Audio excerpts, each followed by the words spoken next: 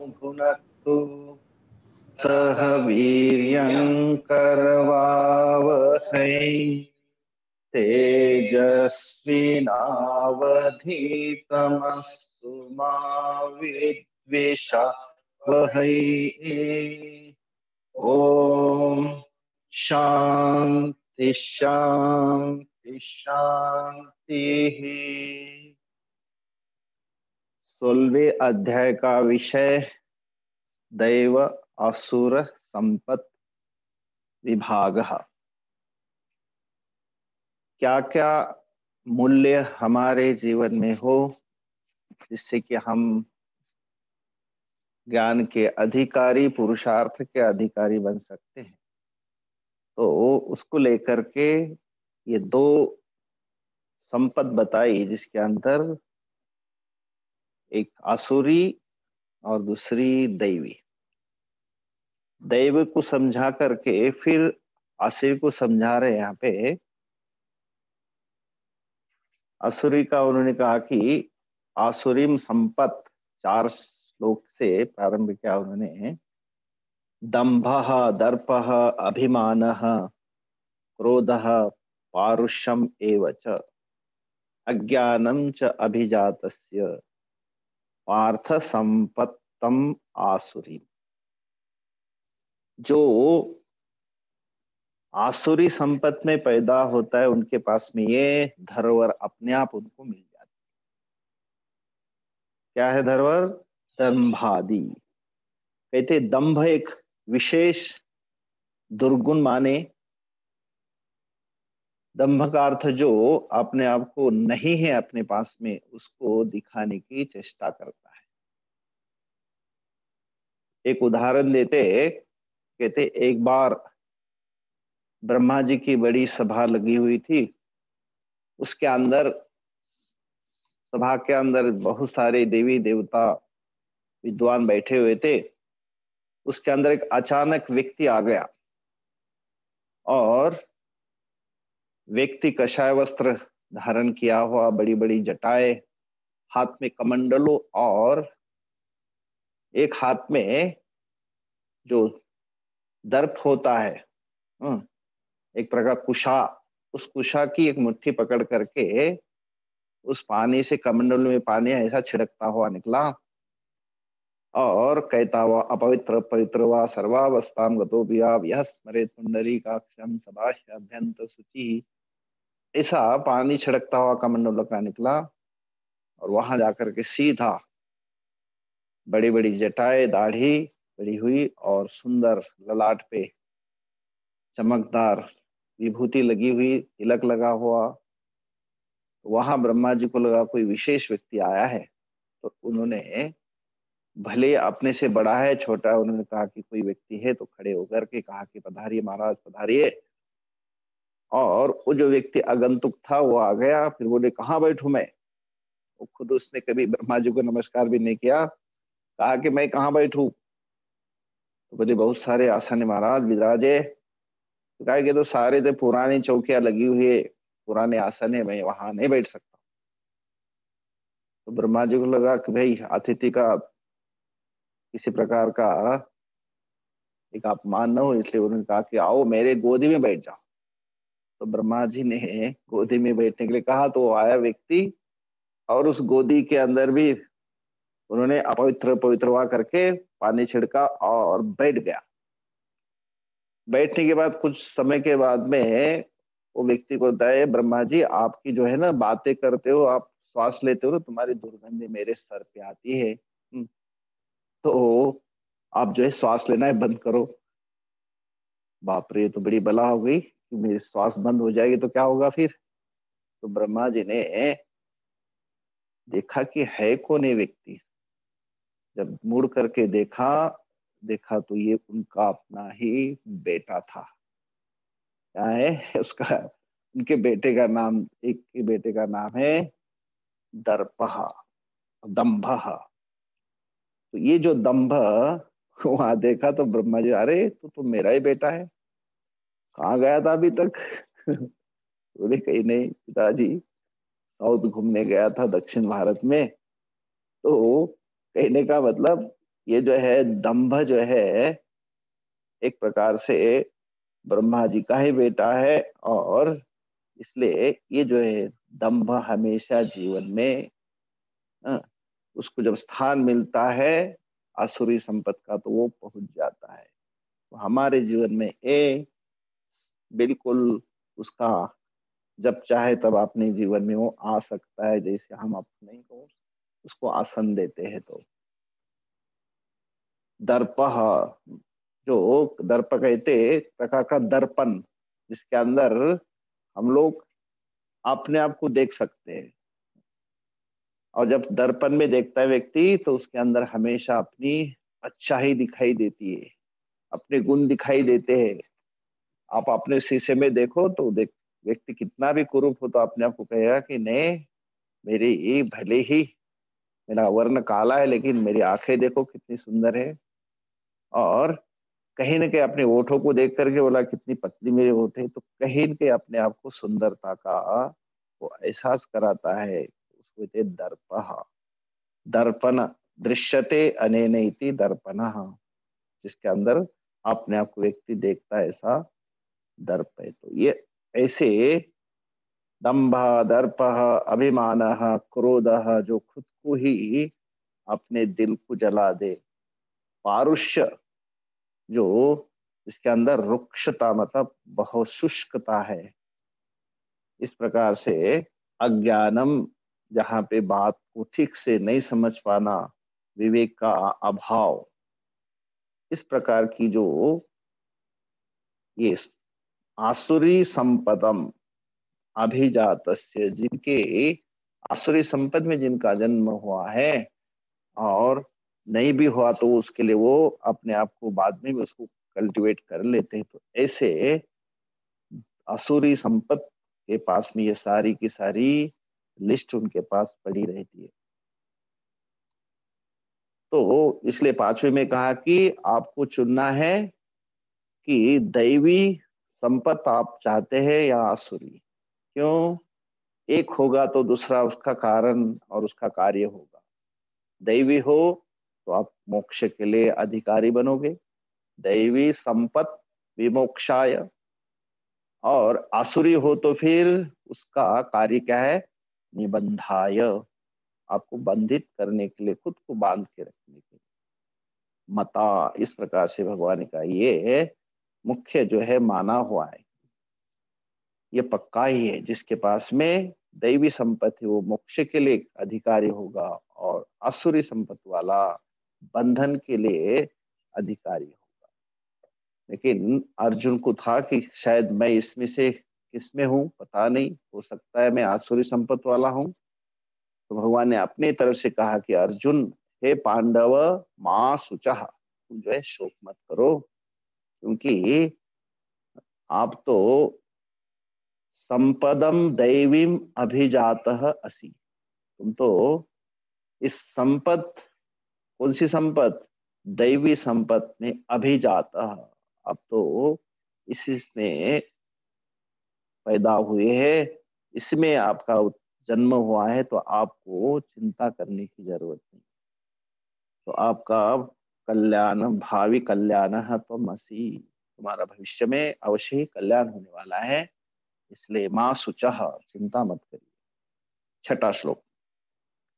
दौ भूत सर्गो लोकेस्मिन्,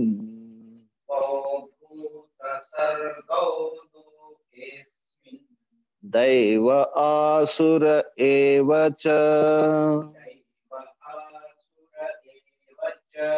दैवो विस्तरश प्रोक्तः,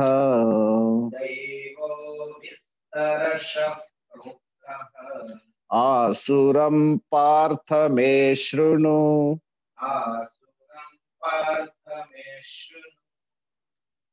द्वौ भूत सर्गौ लोके अस्मिन्, दैव आसुरः एव च, दैवः विस्तरशः प्रोक्तः, आसुरं पार्थ मे शृणु।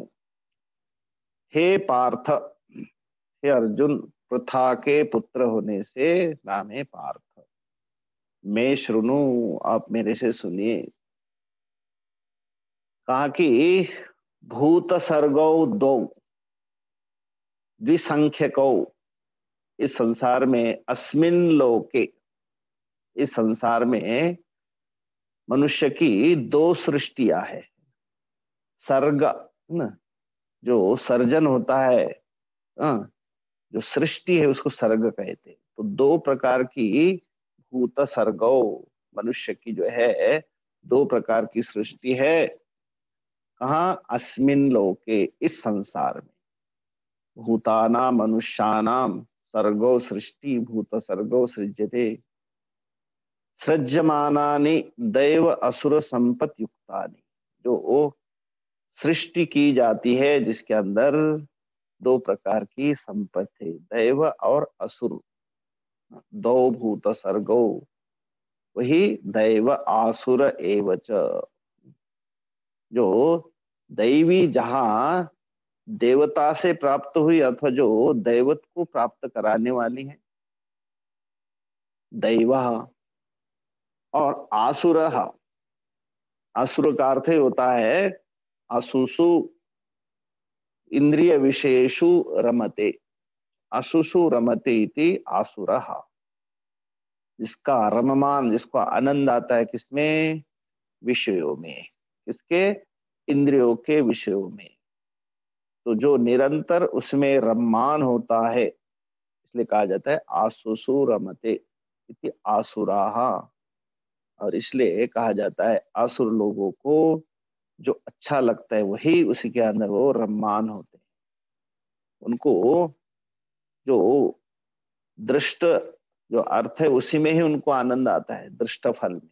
अदृष्ट फल को उसके ऊपर वो विश्वास नहीं करते, तो सीधा सीधा जहां आनंद आता है, इसलिए कहा है विश्व में जिनको आनंद आता है, इसलिए असुर कहते हैं। तो दो प्रकार की जो सृष्टि है, दैव संपत और आसुर संपत। तो भगवान ने कहा कि मैंने दैवी संपत तो आपको बताई, दैवः विस्तरशः प्रोक्त, विस्तार से, अच्छी तरह से मैंने विस्तार से क्या बताई? दैवी, दैवः विस्तरशः प्रोक्त। और अब जो है अर्जुन, हे पार्थ श्रृणु, सुनिए। कौन सा? आसुरम में श्रृणु, जो आसुर संपत्ति उसको आप सुनिए। क्योंकि ये दो प्रकार की प्रजापति की दो संतानें हैं, देव और असुर। तो देव और असुर ये दो संतानें, उसके अंदर से द्वयाः प्रजापत्याः देवाः च असुराश्च श्रुतेः लोके अस्मिन्, इस संसार में दो प्रकार की श्रुतियां है। कौ दो भूत सर्गो इति ते दैव आसुरः, दो प्रकार की। तो इसलिए मैंने दैवी का तो अच्छी तरह से विशेषण विस्तार से बताया था। अब जो है आप इसको आसुरी को, आसुरम मम वचनात् उच्यमानम विस्तरशः सुनो। क्यों कथितः आसुरः विस्तरशः? अतः, क्योंकि विस्तार से इसलिए बताया, बारकाई से इसलिए बताया कि उसका आप तत्परिवर्जनार्थम, उसको आप किसी न किसी प्रकार से त्याग करे, उससे अपने आप को बचाए। और उच्चमानम विस्तारशः, जो जिसको कल्टीवेट करना है, अपने अंदर धारण करना है दैवी संपत को, उसको आप मेरे से सुन करके फिर सुनो, अवधारय, उसका निश्चय कर लेना। तो आसुरम, आसुरम पार्थ में श्रृणु। और कहाँ तक? भाष्यकार कहते अभी चिंताएं मत करना, पूरा ये अध्याय तक, आ अध्याय परिसमाप्ते है आसुरी संपत, इस अध्याय के समाप्ति तक प्राणियों के जो विशेषणों द्वारा आसुरी संपत जो है आपको इसके अंदर बताई जाती है, प्रत्यक्षीकरणेन शक्यते। और इसको क्योंकि अस्याः परिवर्जनम कर्तुम शक्यते, अच्छी तरह से जानेंगे तो फिर उसको हम अपने आप को बचा सकेंगे, उसका त्याग कर सकेंगे। 7वां श्लोक। प्रवृत्त प्रवृत्तिञ्च निवृत्तिञ्च जनान विदुरासुराः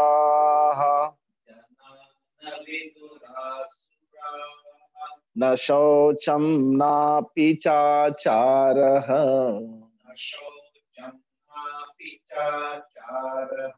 न सत्यं तेषु विद्यते। अब सुनना, आसुराः जनाः, जो आसुर लोग है क्या है, उनको समझिए। प्रवृत्तिम, प्रवृत्तिम का अर्थ होता है जिसके अंदर प्रवर्तनम यस्मिन पुरुषार्थ साधने कर्तव्य। मनुष्य के जीवन में कुछ ना कुछ करने की शक्ति सामर्थ्य होता है, तो उस सामर्थ्य को लेकर के व्यक्ति क्या है, वो कुछ ना कुछ करने के लिए प्रवृत्त होता है, क्योंकि अपने आप को चुपचाप नहीं रख सकता। नहीं कश्चित क्षणमपि जातु तिष्ठति अकर्मकृत, है ना। बिना कर्म के बिना कोई भी जीव व्यक्ति नहीं रह सकता। स्वभावतः उसकी प्रवृत्ति होती है कुछ करने की। तो इसलिए कहा जाता है कि ये प्रवृत्ति जो है स्वाभाविक है। वो पानी जो है कहीं न कहीं तो ढलान की ओर नीचे ही बहेगा। तो ऐसी जो प्रवृत्ति है वैसी ही कर्तव्य, जो करने हैं तो उसको प्रवृत्ति कहते हैं, कर्तव्य प्रवृत्ति। और फिर तद विपरीता ताम निवृत्तिम च, कहाँ से अपने आप को रोकना है, कहाँ अपने आप को कर्म करने के लिए प्रेरित करना है, इसके लिए बहुत इस मनुष्य जीवन में यही तो मेरे लिए एक विचारणीय विवेक विषय हो जाता है। तो इसलिए इस वेदांत के अंदर पहले कहा है ना, विवेक सबसे बड़ा विवेक है ना। विस्तृत पृथक करने, मैं दो चीजों को अलग कर करके देखता हूं कि मेरे लिए जीवन में सर्वप्रथम कर्तव्य क्या है, और उस कर्तव्य के लिए क्या प्रयोग करना चाहिए। कर्तव्य मतलब विवेक, और उस विवेक के द्वारा किया हुआ कर्म वो आपके जीवन को धन्य बना सकता है, सफल बना सकता है। और एक प्रवृत्ति आपकी गलत रास्ते में, जैसे आपको किसी दिशा की ओर पहुंचना है और आप पहला कदम जहां उठाते हैं उस कदम से निर्धारित होता है कि आप अपने लक्ष्य से दूर होते जा रहे हैं या उसके नजदीक पहुंच रहे हैं। इसलिए जो प्रवृत्ति है, प्रथम कर्तव्य आपका बहुत ही विचारशील होना चाहिए, विचार के साथ करना चाहिए। इसलिए प्रवृत्तिम प्रथम कर्तव्यम के जीवन का जो लक्ष्य है। फिर कहाँ से अपने आप को बचाना है, निवृत्तिम, ये जो है कहते सबके पास में ये विवेक नहीं होता। तो कहते जनाहा न विदुहु, लोग नहीं जानते। यस्मात् अनर्थः हेतु हो निवृत्तव्यम, जिससे कि मेरा अनर्थ हो सकता है, जिससे मुझे अपने आप को बचाना चाहिए। तो जनाहा न विदु, लोग नहीं जानते। वो कौन है, असुराहा। तो असुराहा जनाहा न जानन्ति, विदुह मतलब जानना। इसको कहाँ से बचाना, निवृत्ति, कहाँ कर्म करना, प्रवृत्ति, ये नहीं जानते। तो इतना ही नहीं, न शौचम अपि, शुचि ही, शुचि का अर्थ होता है पवित्रता। शुचि ही शौचनम, जो पहले बताया गया, शुचि मतलब एक बाह्य और एक अंतर। मेरे व्यवहार के अंदर जो बाह्य रूप से दिखाई देती है पवित्रता, और वही मेरे अंदर संस्कारों के माध्यम से, तो इन दोनों को कहा जाता है शौचम। तो इन जो लोगों के अंदर न शौचम, वो पवित्रता नहीं होती है, न चापी चाचार, तो चाचार क्या भाई, चाचार नहीं है, च आचार, न शौचम न आचार, उनके अंदर आचरण भी नहीं होता, उनका सदाचार भी नहीं रहता उनके जीवन में। न पवित्रता है, न कोई आचरण है। अशौचाह अनाचाराह, उनके अंदर जो अच्छा लगता है बस वही खान पान रहन सहन जितनी भी सारी चीजें है ना। तो इसलिए हम लोग जब आचार्य के साथ रहते हैं, उनके सानिध्य में रहते हैं, तो इसलिए कहा जाता है आचार्य। हाँ, आचार्यति अन्यान, आचरणम, जो दूसरों को आचरण सिखाते हैं। लेकिन जिनको इसका कभी भी इसका कोई संस्कार ही नहीं थे, इसलिए कहते उनके जीवन में न आचार न शौच। और उतना ही नहीं, जब आचरण नहीं है, संस्कार नहीं, तो फिर जीवन में सत्य असत्य क्या है। सत्य बोलने से क्या प्राप्ति होती है, और असत्य बोलने से कहाँ मैं कहाँ से कहाँ पहुंच जाता हूँ असत्य के रास्ते पे। तो इसलिए सत्यम अपि न विद्यते तेषु, तेषां जीवनेषु न सत्यमपि विद्यते। जीवन का सत्य क्या है, असत्य क्या है, ये भी उनके जीवन में नहीं दिखाई देता। किनके? असुराः जनाः। तो असुराः जनाः न विदुः, नहीं जानते। न प्रवृत्तिम जानाति न चापि निवृत्तिम अपि जानाति। जो करना क्या है, कर्तव्य क्या है और अकर्तव्य क्या है, वो नहीं जानते। ना तो जीवन में पवित्रता है, ना तो कोई आचरण है, और ना तो जीवन में सत्य है। सत्य क्या बोलना, जब जितना मुझे है मेरी कामना की पूर्ति उतने में मैं कुछ भी करने के लिए तैयार रहता हूँ। इस प्रकार से है भाष्यकार ने कहा असौचाः अनाचाराः मायाविनः अनृतवादिनः असुराः। जो शौच नहीं तो अशौचाः, और जिसके अंदर आचरण नहीं तो अनाचाराः, और सत्य नहीं है तो मायाविनः अनृतवादिनः, हमेशा असत्य बोलने के लिए वो एक्सपर्ट रहते हैं जिनके अंदर। इसलिए तो जो दूसरों को ज्यादा ठगेगा उसी को तो आजकल कहते वाह क्या सक्सेसफुल व्यक्ति है। तो वही एक प्रकार से आज का जो है टाइटल। तो इसलिए शास्त्र कहता है कि वो आपको भले ही अदृष्ट फल पा करके तुम सफलता मानते हो, लेकिन वो इसके अंदर नहीं बैठ सकता। वो असुराः जनाः न जानन्ति तेषु एतत् न विद्यते, उनके अंदर ये सब नहीं दिखाई देता। आगे 8वां, असत्यम प्रतिष्ठन्ते जगदाहुरनीश्वरम्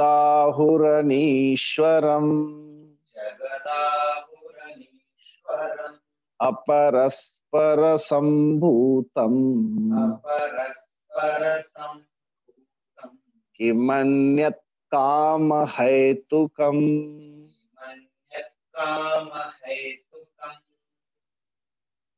असत्यम अप्रतिष्ठम ते जगत आहुः अनीश्वरम अपरस्पर संभूतम किम अन्यत् काम हेतुकम। तो उनका दृष्टिकोण, उनके अंदर जो बैठा हुआ पक्का सिद्धांत वो प्रकट कर रहे भगवान यहाँ पे। कहते क्या कहते हो लोग, ये सारा का सारा जगत कैसा है, कहते प्रतिष्ठम अप्रतिष्ठम असत्यम। ये जगत जा रहा सारा संसार जो है यथा वयम अनृत प्रायाः, जैसे हम असुर स्वभाव वाले मनुष्य कहा करते हैं, वैसे ये क्या कि इस सब का सब जो है सारा संसार असत्य मतलब झूठ से भरा हुआ है, असत्य से भरा हुआ है। इसके अंदर कोई भी सत्यता नहीं है, असत्यम। जैसा आप चश्मा लगाओगे वैसे ही दिखाई देता है। तो उनके अंदर कहते कि हाँ, कोई सत्यता नहीं है, सब जो है झूठ से भरा हुआ है और इसकी कोई प्रतिष्ठा भी नहीं है। अप्रतिष्ठम। न अस्य धर्माधर्मो प्रतिष्ठा अतः अप्रतिष्ठम। इसके अंदर कोई धर्म कोई अधर्म, इसका कोई भी इसके अंदर आधार नहीं है, प्रतिष्ठा नहीं है। ये सब का सब जो है, इससे कोई उसका लेना देना नहीं है। झूठ से भरा हुआ संसार, हाँ, धर्म अधर्म से उसका कोई लेना देना नहीं है, तो इसका कोई आधार नहीं है। अप्रतिष्ठम ते आहुहु जगत आहुहु। कैसा है जगत? अनीश्वरम। इसके अंदर किसी प्रकार का ना कोई शासन करने वाला है, ना कोई ईश्वर है। अनीश्वरम जगत आहुहु। कोई इसका स्वामी नहीं है। ये सब जो है किसी प्रकार का कोई इसके अंदर शासन नहीं है। और कैसे पैदा होता है संसार, तो बताते हैं अपरस्पर संभूतम। ये जो है एक दूसरे के काम प्रयुक्तयो हो, स्त्री पुरुषयो हो, अन्योन्य संयोगा जगत सर्वम संभूतम। भाष्यकार कह रहे कि उनका सिद्धांत है कि अपरस्पर मतलब ये जो है एक दूसरे के संयोग से, काम प्रयुक्तयो हो, कामना से युक्त स्त्री पुरुषों का जो आपस में संयोग है, उससे ही सारा ये संसार सारा जगत उत्पन्न होता है। स्त्री पुरुषयो अन्योन्य संयोगात जगत सर्वम संभूतम। बस इसके अलावा और कुछ भी इसलिए आधार नहीं है, ना सत्य का ना तो किसी धर्म अधर्म का। तो अपरस्पर संभूतम, ये एक दूसरे के सहयोग से ही ये सब पैदा हुआ है। किम अन्यत काम हेतु कम। इसके अलावा फिर इसके अलावा कोई अन्यत काम हेतु कम एवं, इसके अलावा ना तो कोई धर्म है, कोई अधर्म है, कोई कारण है, कोई अदृष्ट है। हाँ, इस प्रकार से जगतः काम एवं प्राणिनाम कारणम। सबके लिए जो है एक प्रकार से कारण मात्र है, प्राणियों के लिए तो एक कामना। तो वो वही केवल काम ही है जिसके कारण ये सारा जो है एक दूसरे के सहयोग से ये पैदा होता है। तो बिल्कुल इसके अलावा कोई शासन करता नहीं है, कोई ईश्वर नहीं है, कोई सत्य नहीं है और कोई धर्म अधर्म की कोई प्रतिष्ठा नहीं है। इस प्रकार से सोचने वाले, बताने वाले लोग, तो ये उनका सिद्धांत है। इसलिए लोकायति कहा इसको बोलते हैं। इसलिए कहा जाता है कि नास्तिकाहा न अस्ति, इति ईश्वरः न अस्ति, इसलिए उनको नास्तिका भी कहते हैं। और उसका सिद्धांत है क्या करना है फिर? यावत जीवेत सुखम जीवेत। जब तक जीना हो खूब आनंद करो, सुख का अनुभव करो, कामनाओं को पूर्ति करने की चेष्टा करो। यावत जीवे सुखम जीवेत। और सुख तो कैसा मिलेगा आपको? भोग से मिलेगा। तो भोग के लिए क्या चाहिए? धन चाहिए। तो कहते ऋण ले लो, फिर ऋण वापस देना पड़ेगा, कर्जा। तो बोले भाई कौन देगा? जब तक है तब तक मजा करो, बाद में शरीर तो रहेगा नहीं, रहेगा नहीं, जल करके खाक हो जाएगा, राख हो जाएगा। तो वो राख कहाँ से देगी किसको? क्या? इसलिए यावत जीवे सुखम जीवेत ऋणम कृत्वा घृतम पिबेत। ऋण ले लो, कर्जा ले लो और खूब घी पियो। घी का अर्थ होता है जो भी आपको अच्छा लगता है उसको आप एंजॉय करो। भस्मीभूतस्य देहस्य पुनरागमनम कुतः। जब ये देह भस्म हो जाएगा तो फिर दोबारा कौन आकर के कौन किसका कर्जा चुकाएगा? तो मतलब ना तो अभी कुछ है ना तो बाद में कुछ होने वाला है। इस प्रकार का जिनका सिद्धांत है ना। असत्यम अप्रतिष्ठम जगत आहु, अनीश्वरम जगत आहु। ईश्वर रहित, शासक रहित, जो धर्माधर्म आधार से रहित और सत्य से रहित, केवल मात्र परस्पर संभूतम, अपरस्पर एक दूसरे के संयोग से ही, संभोग से ये स्त्री पुरुष के संयोग से एक दूसरा सारा का सारा जो है ये पैदा होता है जगत। किम अन्यत काम हेतुकम, इसके अलावा कोई भी इसके पीछे कोई कारण नहीं है। ऐसे ये सिद्धांत जिनका है उनकी कहा जाता है आसुराहा। अगला श्लोक 9। एताम दृष्टिमवष्टभ्य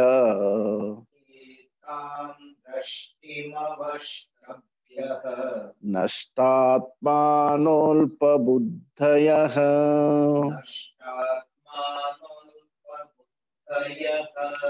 प्रभवन्त्युग्रकर्माणः क्षयाय जगतो हिताः।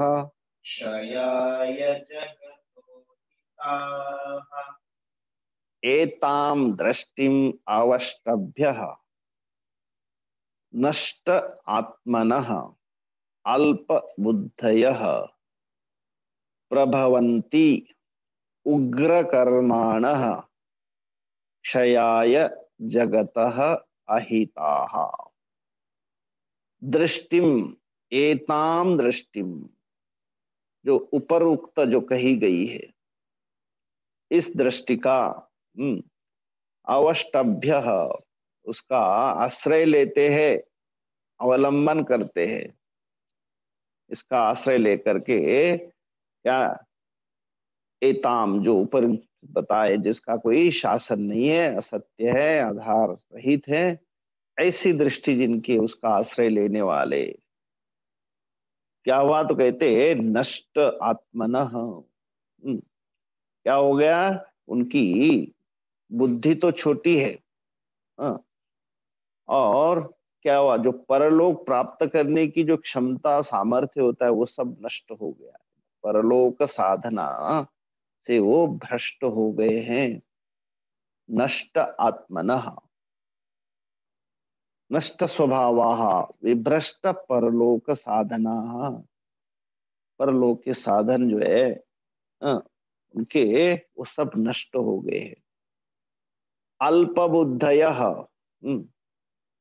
विषया अल्पा एव बुद्धि शांति अल्प बुद्धयः, उनकी बुद्धि केवल भोगों के लिए विषय करने वाली उनकी बुद्धि, इसलिए कहा है अल्प बुद्धयः नष्ट आत्मानः एताम दृष्टिम अवष्टभ्य।